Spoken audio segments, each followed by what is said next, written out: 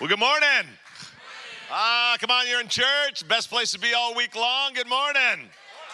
I love it in the first service. Pastor Aaron just dug himself into a hole because he says, yeah, I've known Pastor Chris for about 8 years and Pastor Hector and has known him for, oh gosh, they're really old, so maybe 60, 70 years. I'm like, thank you, brother. He thinks we were there at the feeding of the 5,000 or something. Really makes me feel young. Hey, it's awesome to be able to be with you today. My name's Chris, and I'm the founder of South Hills Church. We have a bunch of locations. I don't do a lot of that anymore. I do more of Church Boom. And what most of my time in the last few years has been Church Boom. We coach pastors, but we rescue churches. America right now is closing 3 churches for every one that opens. 3 churches closed, 1 open. 3 closed, 1 open. 80% of churches are in decline. And how many agree with me that we can't keep letting that happen? Come on. We've got to keep the church alive in America. So we're fighting to keep the church alive, coaching churches that are like 30, 40, 50, 60 that are dying, maybe going to close their doors. We're rescuing them. We're coaching them. We're sending them on retreats. We're doing all sorts of things to help them come back to life. And you guys in the last few years, Thrive Church, under your amazing leader, Pastor Hector, has been partnering with us, rescuing churches in America. And I'm going to talk about that rescuing churches in America towards the end, but I want to minister to you guys first. It's so awesome to be with you guys. And a little bit about me, as I told you, pastor, and we've founded South Hills Church, but a lot of it's Church Boom now. Been married for, coming up in June, 36 years. Oh, yeah. She's hot. And I married a Mexican. Parents are from Mexico. I'm noticing the Hispanics in here aren't cheering. You missed a really great opportunity to cheer. Let's try that again. I married a Mexican. Now, she doesn't speak any English, but that helps us get along. Our marriage is amazing. We don't even know what we're saying to each other. We have 2 children. We have 3 grandchildren. They all came from my daughter. My son's married, hasn't given us any grandkids, so I told him last week, look, buddy, you're not providing any joy. You're out of the will. And give us some joy. Come on. But hey, if you got a Bible, let's jump into it. We're going to be in the book of Genesis a little bit today, and I want to minister to you first, and then I want to turn the corner at the end, talk a little bit about how we are rescuing churches. Everything that Thrive Church gives today and all month in Kingdom Builders is going to go to help rescue churches, which is an amazing thing because we're rescuing the bride of Christ. I want to introduce you to a friend of mine named Cam. Put it on the screen for me. There's my buddy Cam. Cam is my barber, and I live, well, let me rephrase that. As of 6 months ago, my daughter moved to Arkansas. We've lived in San Clemente Beach, Southern California, our whole life, and this is the barber that cuts my hair. I'll get to that in a minute, but about 6 months ago, my daughter and her husband moved to Arkansas to work at a big old church, and my wife's like, well, we got to be where the grandkids is, and let me tell you, Arkansas is very different than Orange County. I'm learning to chew now, and I've got some night crawlers in my car. Just trying to blend in with the Arkansas people. But this is the guy that cuts my hair in Southern California. And a few years ago, I normally got my hair cut where my wife gets her hair cut, this little salon. But the lady was out, so I was like, man, I got to get my hair cut. I'm going to go on a trip, another speaking trip. And so I walked into a barbershop. Now, I walked into a barbershop named the Shark Tank. And I walked in this barbershop, and here's the thing about the entire barbershop. They've got African-American barbers, Asian, white, Hispanic, whatever. They got every blend you can possibly imagine. But here's the thing about all of them. They are all extremely cool guys. I mean, just really just like, what? And then I walk in, and there's nothing about me that's cool. A lot of you are getting way too much laughter out of that part right there. It kind of hurt. But anyway, nothing about me that's cool. So I go in there, I'm like, hey man, I need a haircut. And they're like, yeah, Cam's available. So I go over there to Cam, we become friends. But every time I go in there now, you know, I know all the barbers. And they're all cool, like, hey man, how you doing? They start doing this handshake. I don't know what to do. I'm like a chest bump. I don't know if they want me to shake their hand or if I'm supposed to bunt. I'm not sure. But they're cool. I'm not. So I'm getting my haircut one day from Cam, and he says to me, hey, man, he says, after the haircut, he goes, I want to take you driving my new car. I'm like, okay, cool. I go out there. I don't know anything about fast cars, but he's all pumped up. It's a brand new Dodge Challenger Demon. A lot of you seem to really like that. It's a little faster than my Corolla. But this demon was literally demon possessed, and we got inside this demon possessed car, and he likes to go ripping fast. I'm okay with going fast, but we were going, I looked over, about 110, 120 miles an hour on a regular road of 35 miles an hour. He is flying, and he is laughing because he knows he's scaring me. And I'm hanging on like this the whole time, and he's doing like 120. Not only that, he's got about 19 speakers in his trunk. And it's got this kind of reggae rap thing. I can't even hear myself talk. I mean, just like boom, boom. And I'm not a 19 speaker guy.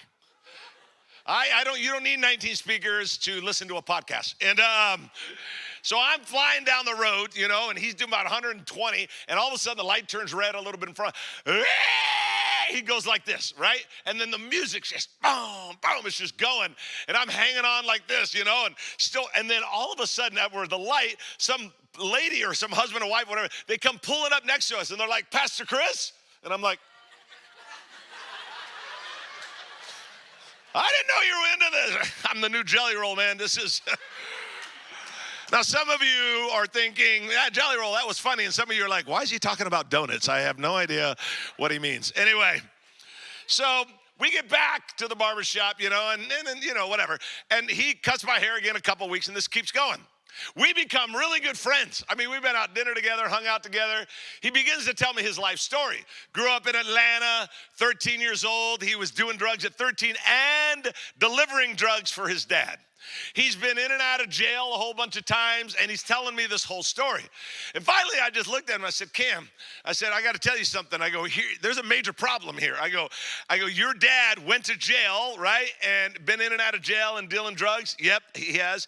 I go, have you been in jail more than him? Oh, he goes, oh, yeah, way more. I go, now you love this girl that you're dating, and you want to marry her. I go, when you have a son, what do you think he's going to do? I said, because there's this generational thing that's happening. Your dad did it, now you're doing it, and probably your son's gonna do it. It's a generational thing. And he's like, he goes, well, what do you mean by that? And I said, well, hold on a second. I grabbed a napkin, and I said, let me show you something called a family script. It's a generational thing. And I drew out 3 stick figures like this. Put it on the screen for me if we could. Here's the stick figures. There they are. All right, so I go, it's kind of like this. Grandparent, parent, child, they got this little baton in their hand. But notice the batons. Help me out. What seems to be happening with the batons? They're getting what? Darker. And I told Cam, I said, Cam, there are 3 laws of the family script. Every one of us, this is true for all of us. There's 3 laws of the family script. And I want you to focus in on that today, this concept of the family script.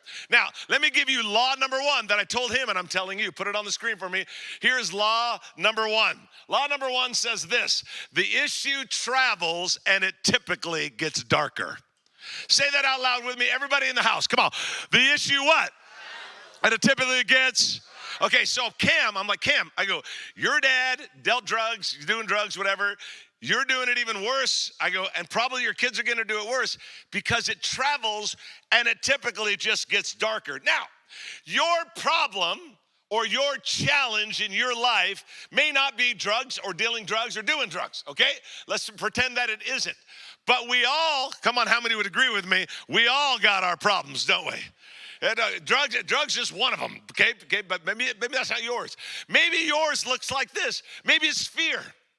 You're afraid, and you pass that on to your kids. Maybe it's lying is your issue. Maybe it's avoiding conflict, fear, commitment, laziness, suppressing emotions, hard to tell people you love them, bad attitude, greed, quick temper, cheating, hard time forgiving people, insecurity, unhealthy mindset, envy. The list could go on and on and on. And here's the thing. We all have things in our life. So here's what I want you to do. Yours may not be drugs or dealing drugs, but I want you to find that one thing. What is the one thing Okay, there's probably 5 or 6. But that one thing that you're thinking, man, if I don't fix this, it's just gonna keep on going in my family. Okay, now, if you're 85 years old in here or you're 15 years old in here, you are not too young or not too old to make a change in your life. You can change it. You can decide as an 85-year-old person or even as a 15-year-old person, wow, this seems to be a trend in my family, but I don't want it to be a trend anymore. Because the issue's gonna travel, help me out, and it's always gonna get what?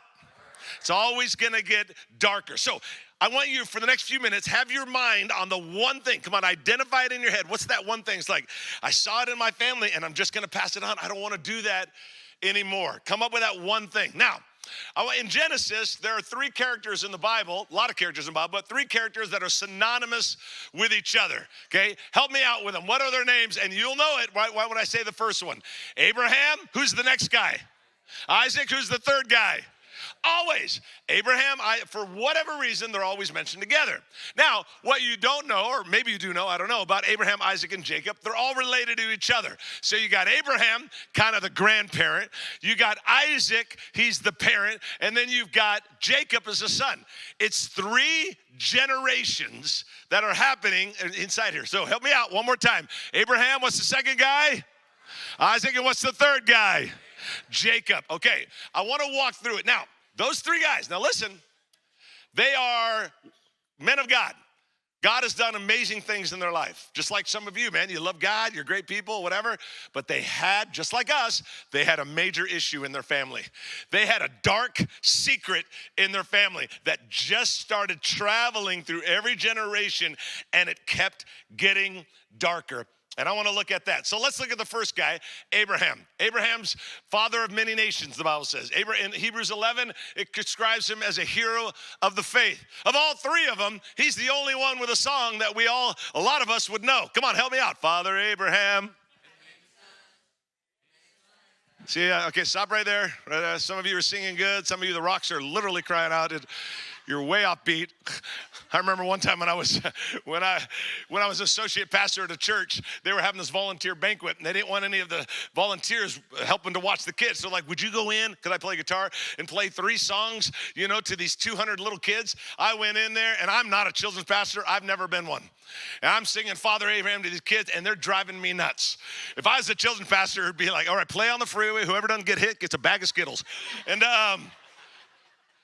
they're driving me insane. But Abraham, he's got a song about himself, okay? He's a man. He's a hero. But in the first 3 generations, him being the first one, then Isaac, then Jacob, there's a dark secret, and we find it in Genesis chapter 12, verse 11 through 13. And he was approaching the border of Egypt. Abram, which later is Abraham, said to his wife Sarai, which later gets changed to Sarah, look, you are a very beautiful woman. When the Egyptians see you, they will say, this is his wife. Let's kill him, then we can have her. So please tell them you are my sister. Then they will spare my life and treat me well because of their interest in you. This is interesting.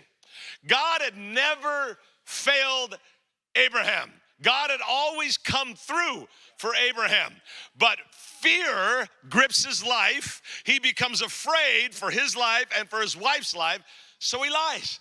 Fear got the best of him, and he lies. Now, you might be thinking in your human thinking going, it's just a white lie, man. He's just telling a white lie to kind of protect his self and it's not that big of a deal. But he didn't need to lie. God never let him down, but he lied, okay? Now, let's make it even worse. You fast forward to Genesis chapter 20. You can just take notes. Genesis 20, he lies again. A second time he lies. And not only does he lie, he makes an excuse. Well, it ain't my fault. The only reason I'm lying is because these people don't love God and whatever. So Abraham lies. Didn't need to, but he lied in Genesis 12.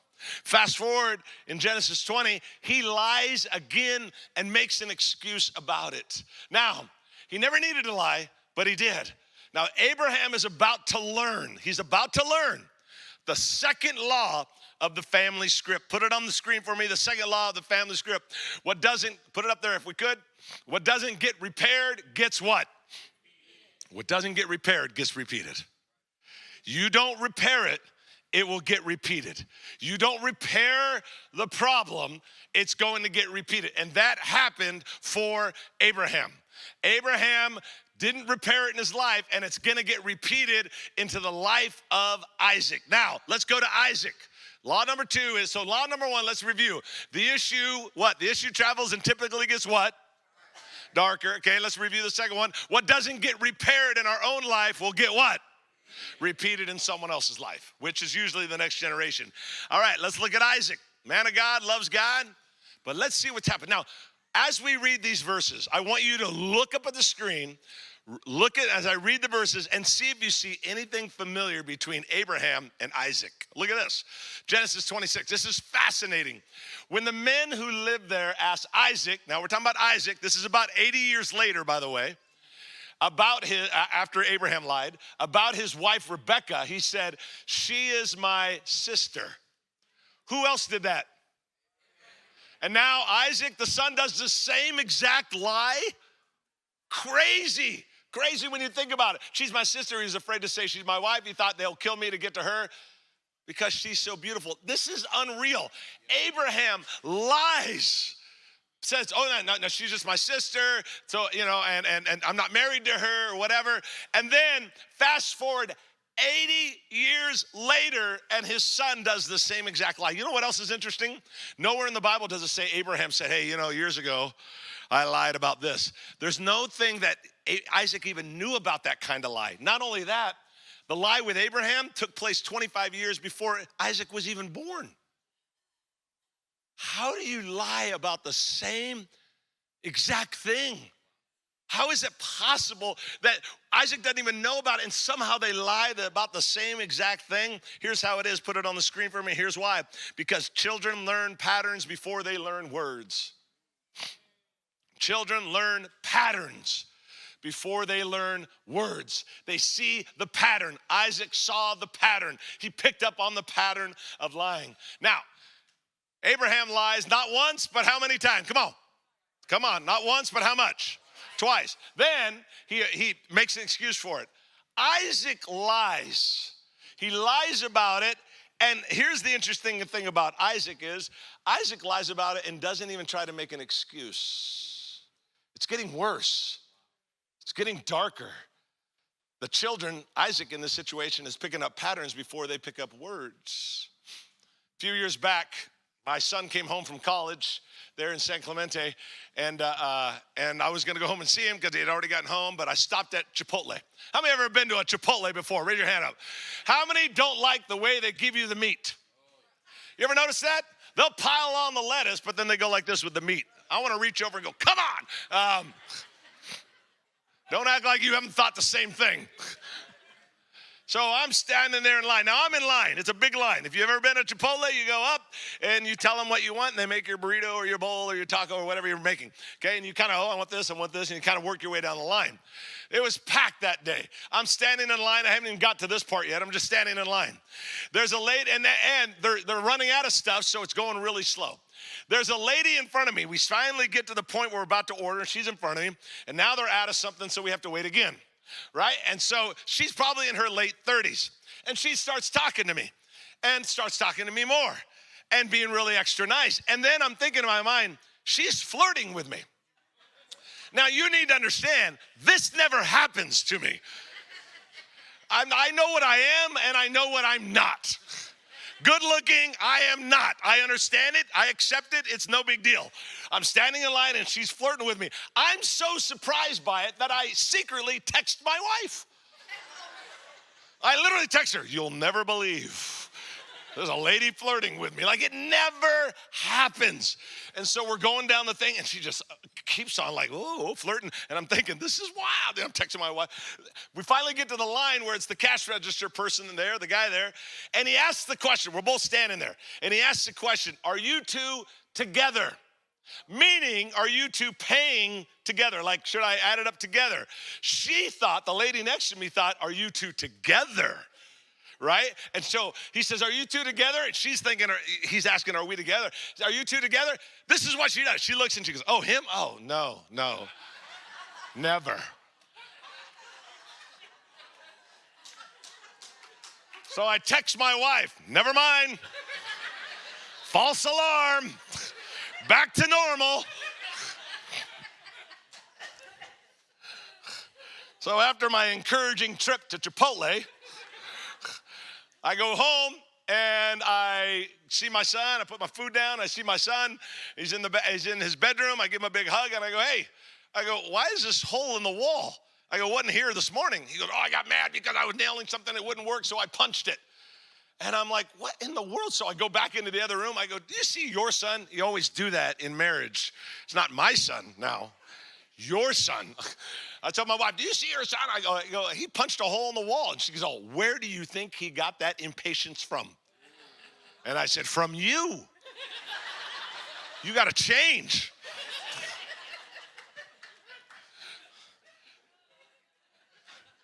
I am impatient. I don't like when I'm at Starbucks and the person in front of me is ordering for the 33 people at their office. Anybody identify? Like, order one drink and move. I don't like that. I am impatient. I'm impatient. My son's impatient, okay? I'm just using impatient as an example. My dad, who passed away a few years ago, was incredibly impatient. On his deathbed, he's like, come on, man, it's taking forever. He's crazy. But impatient all the way through because children learn patterns, help me out, before they learn what? They do.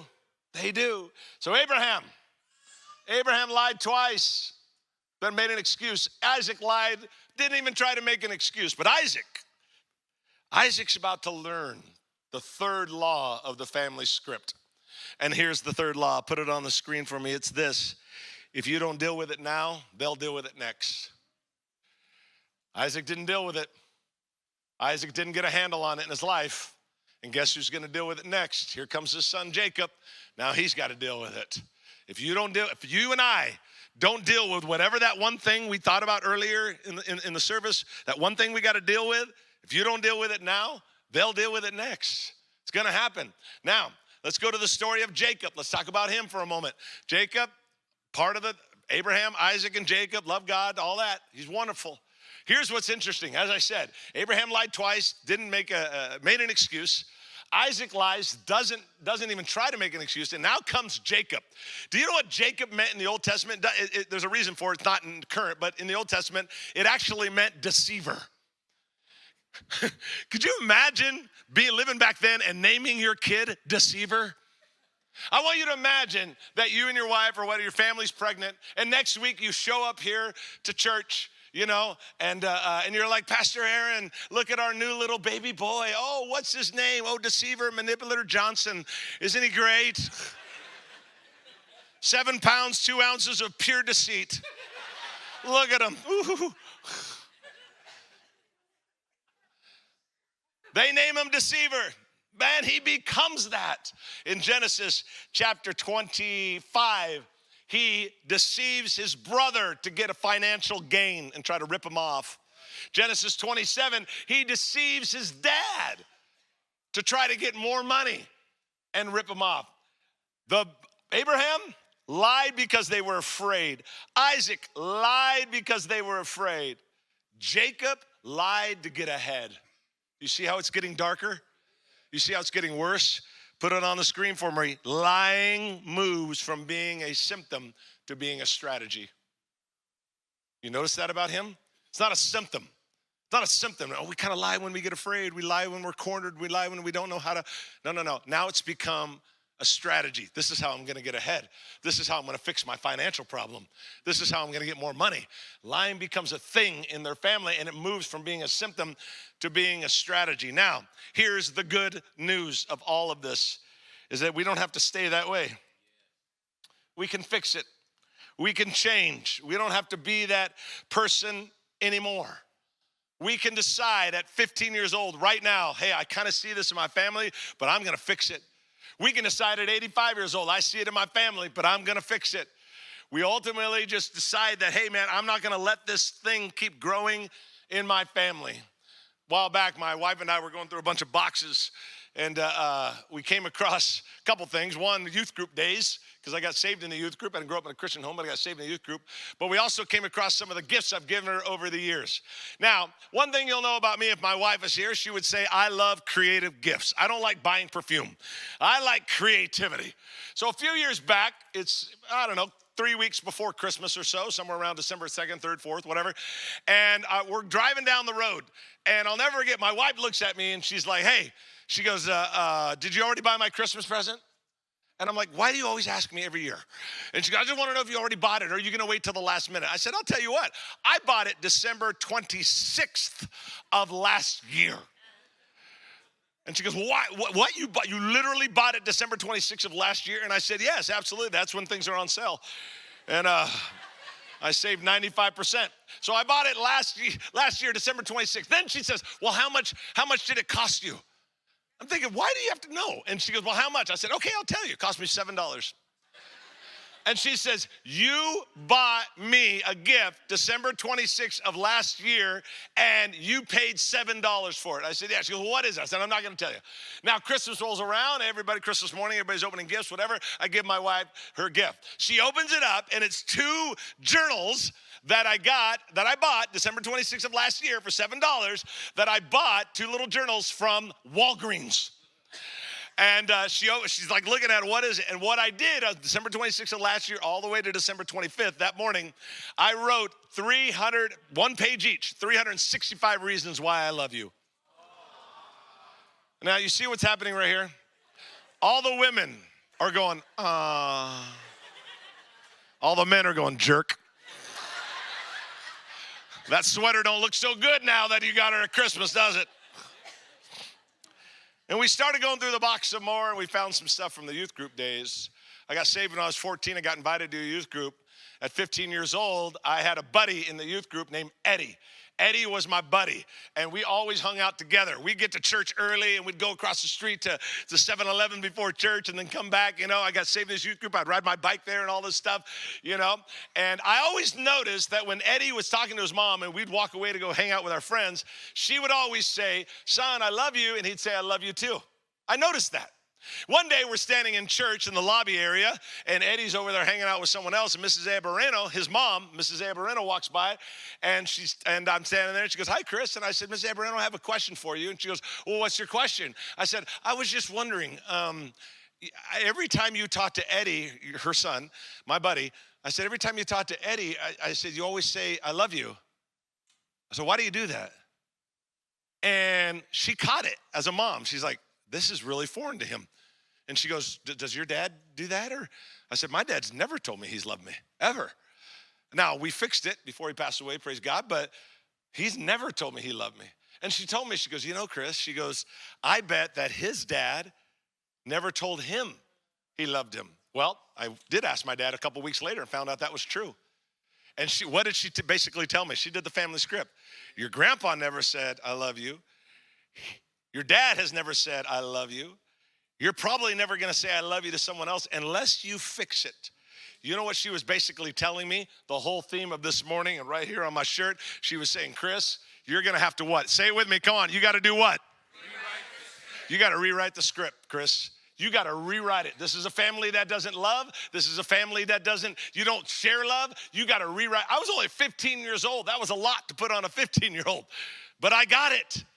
And I got married, and with my kids, I told them I loved them every day. And now my daughter's got her 3 kids, her and her husband. Every day they just love on their kids. I'm not smart, I'm not brilliant, I'm not anything. But at 15 years old, a lady named Mrs. Abareno said, Chris, you better rewrite the script. And I rewrote the script, and now it's all changed. And that's what you have to do. You got to figure out what is that one thing that's got to change, and you better rewrite the script today. This is changing today, because what doesn't get repaired gets repeated. If you don't deal with it now, they'll deal with it next, and it just gets darker. And you got to rewrite the script. Jacob decided that he was going to rewrite the script for his own family. He decided enough was enough. Remember, Abraham lied twice, made an excuse. Isaac lied, didn't even try to make an excuse. Jacob starts deceiving for lying, trying to get financially ahead. But look what happens with Jacob. He finally decides, that's it. I got to rewrite the script for my family. Look what it says. This left Jacob all alone in the camp. And then look what it says in Genesis 32. This left Jacob all alone in the camp, and a man, now we know the man later on is identified as an angel of the Lord. So then a man, an angel of the Lord, came and wrestled with him until the dawn began to break. When the man, the angel of the Lord, saw that he would not win the match, he touched Jacob's hip and wrenched it out of his socket. Then the man, the angel of the Lord, said, let me go, for the dawn is breaking. But Jacob said, I will not let you go unless you bless me. Now, look what the next verse says, verse 27. What does he say? 4 words, come on. What? Okay, hold on. Why am I stopping there? Now stay with me. Why would the angel of the Lord say, what is your name? I'm thinking he probably knew the name. Why ask Jacob his name if the angel of the Lord already knew his name? Here's my opinion. Jacob means what? What's the word mean? You know what he's really saying? What's your name? Jacob, I need you to admit to me that you're a deceiver. I need you to say your name. I need you to own this moment. I need you, if you're gonna change this in your family, you gotta own that you have a problem in this area, but you don't want it to continue in your family. Jacob, I need you to admit to me your name, which means deceiver. So he says, what's your name? And Jacob says, I'm Jacob. I'm a deceiver. Your name will no longer be Jacob. The man told him, from now on, you'll be called Israel. Israel means someone who is ruled by God. Then he says, because you have fought with God and with man and have won. He says, you're no longer Jacob the deceiver. Your dad kind of did that. Your grandpa did that a little bit, but you're not going to do that anymore. Your name is Israel, meaning that you're ruled by God. And at that moment, I love this moment because God turned everything around. The angel of the Lord gave him a name that didn't necessarily deal with his character, but as much as his calling. You're not Jacob the deceiver anymore. You're Israel. And all of a sudden, if you follow Genesis and you follow the lifeline of Jacob, the trajectory started to change for his family because he decided on that day, I'm going to rewrite the script. Now, let me walk through this real quick. Jacob rewrote the script. What was the problem in the family? They were doing what? Lying. And he said, I'm not doing that anymore. I'm not doing that anymore. That's what Jacob did. I rewrote the script in a family that didn't express love. Couldn't say that to each other. So I thought, man, I got to rewrite the script. I go back to my friend Cam. Put Cam on the screen one more time for me. Here's my buddy Cam. And Cam, for years, he did drugs, as I told you, and all that. But a few years back, we gave him a Bible. He started going to church. Cam did. He gave his life to Jesus. Cam did.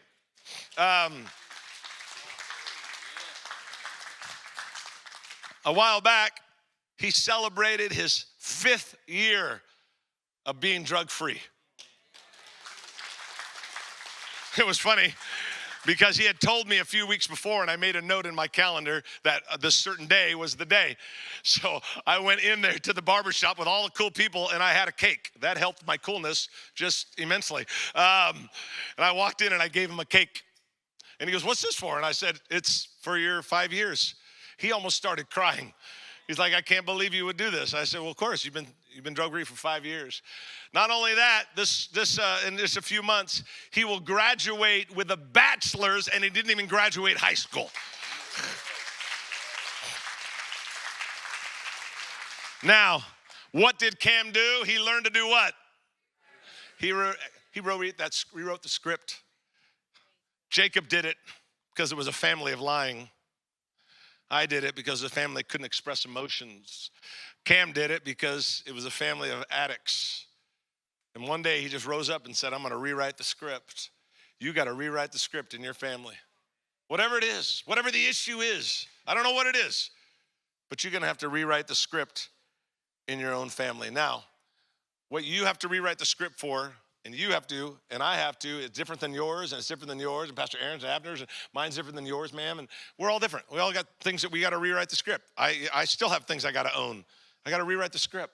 But there is a rewriting of the script that is all of our responsibility, and it's the script of the local church. That's not my responsibility is my script, your responsibility is your script, but there's a script we all share. And that script is the local church. We've got to rewrite the script of the local church. I told you in the beginning, all the challenges that are happening in the local church. Look with me on the screen. Churches in America closing at a record pace. Look what Axios says. It said in October 2025. These are all headlines. These are all scripts in the last 12 months. 15,000 churches could close this year amid religious shift in the U.S. Did you know that 15,000 means 300 is Sunday? 300 this morning are having their final services. That's sobering. It should be. Top right, U.S. decline in religion among the biggest in the world. Did you catch that? United States decline in religion is the biggest in the world right now. We got to rewrite the script. Bottom left, ABC News, churches fight to stay open as attendance dwindles. Bottom right, churches are closing faster than new ones are opening in the U.S. USA Today said that. Folks, these are scripts, but how many would agree with me with passion? We got to rewrite that script. Can't let that happen. That didn't happen on our grandparents' watch. That didn't happen on our great-grandparents' watch. That's happening on our watch. This is what's happening to the local church. And we got to fight to keep them open. So 4 or 5 years ago, a few years ago, whatever, I got a bunch of friends together and I just said, look, we got to rewrite the script. Well, how could we do that? I go, these guys need help. These churches of 25, 30, or 40, they're about to close their door. They need help. Okay, well, how are we going to help them? We'll pay coaches, and we'll raise money, but we'll give the coaching for free for up to 2 years. Okay, then what else will we do? We'll give counseling for free if they need it. We'll pay the counselors, but we'll give it for free. And then we'll send them on a 4-day retreat. Matter of fact, we had about 70 or 80 guys this past week on retreats all across America of churches under 100. We'll pay for the retreat too. And what we'll do is we'll raise funds from healthy churches and healthy business leaders, and we will give it to help fund these smaller churches to rescue them. 2025, we rescued 352 churches. 352. This year, our goal is to rescue another 500. Now, that's hardly making a dent, but we're starting somewhere, and we got to start somewhere.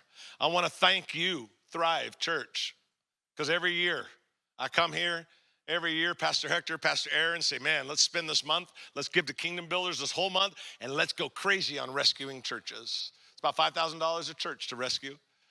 And we have 101, I believe it is, that start tomorrow in the program, which is $500,000, so I don't know where that's coming from. Pastor Aaron could write a check, that'd be great. Go ahead, brother. I know you got it, come on. But God will take care of it. He always does. His will, his bill. And he'll take care of it. And we know this much, that I don't know whether you like or dislike the president or you'll like or dislike the next one, but I do know this, the answer is not the White House, the answer is God's house.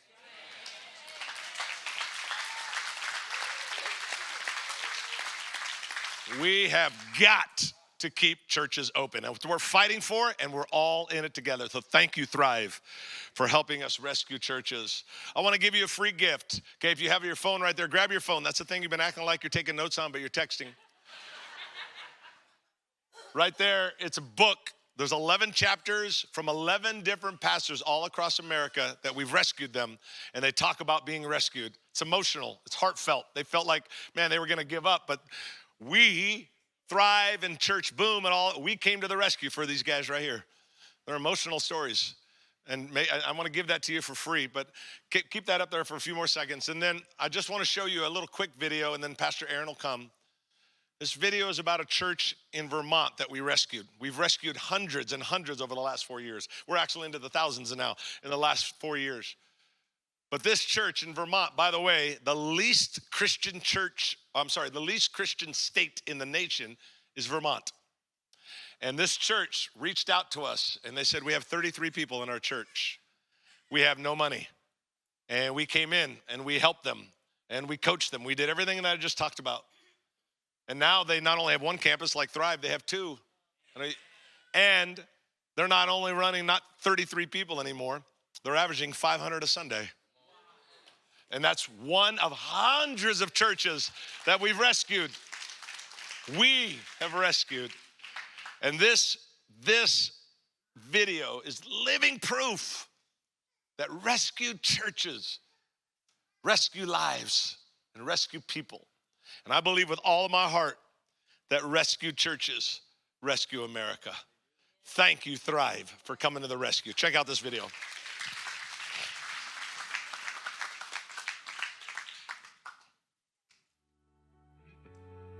I called the representative of this church, and I just said, hey, listen, what's the vision there? And the response was this: man, we've been without vision for a long time. We're looking for someone to come in and essentially breathe life to this community. I mean, I think it was 3 days later, I was headed here. We walked in, we noticed like some friendly people, but just a few people. In fact, our first Sunday pastoring this church, there were 33 people. We did such an incredible job that first Sunday. The next Sunday, there were 28 people. And we knew that we had an uphill climb, but we absolutely knew that God had his hand on this place. We had a vision. We had just an incredible desire to see God do something huge. But there's a big difference between having a vision and having all these ideas and implementation. And that's something that Church Boom does an incredible job in coaching, is the implementation of the strategies and ideas and things and making them come to life and fruition. God calls us to grow, and God doesn't just call us to comfort. And so moving here, it was definitely not a comfortable choice, but it was a choice of faith and growth. And sometimes with growth comes pain and challenge, but when God gives you the call, all of it is worth it.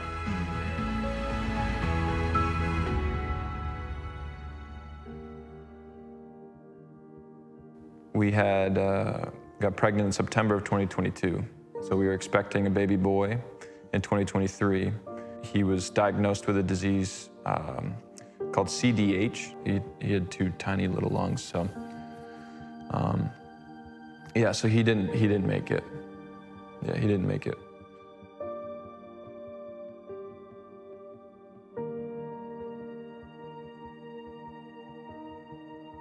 The support that we had was huge. Because to be honest with you, going through that without the people that are without the people that we have and without our pastors, I don't know how we would have handled that. It was nice to know that we could heal privately while being prayed for corporately at the same time. Like we were given space to grieve together, but also we had so many community members and church family members that were grieving alongside with us and just taking really good care of us. And we've since welcomed 2 little girls, and they're very wonderful. So one day, at the end of my rope, depression is at its worst, anxiety is at its worst, and all I'm thinking about is ending my life. So I'm driving around, and I work down the road, so I drove right past the church, and I thought to myself, maybe I should reach out to Vin. Something in my heart told me to reach out to Vinny, because I was going home, I was gonna get my gun, and I was gonna end it because I couldn't deal with it no more. The depression, the anxiety, it was so much that I couldn't take it. And so I messaged Pastor Vinny, and he replied, and he said, come down and see me. If it wasn't for him meeting you and this church becoming what it is, then I wouldn't be here today. I believe the Lord is continuing to use all the things we've learned from Church Boom and our continued partnership to really make a mark on Rutland, Vermont, and the entire state of Vermont.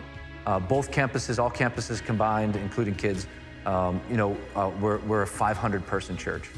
It's been an incredible journey so far, and it's just beginning.